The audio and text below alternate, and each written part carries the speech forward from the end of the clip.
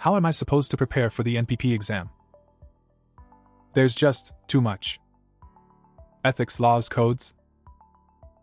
Where do I even start? Looks like you're deep in NPP stress. Been there. But you don't have to do this the hard way. You're a professional engineer, right? How did you even prepare for this exam? I took NPP prep course from this website. A simplified course focus content and real NPP style practice questions to make it stick. These questions feel just like the exam. And wait, there's explanations too? Exactly. After each quiz, you'll review why an answer is correct, what NPPE topic it connects to, and how to avoid tricky wording. But why wasn't I able to score high on the practice exam? Don't worry. NPPE questions can be tricky. First, read the course content to understand the topics. Then, try the practice questions and read the explanations.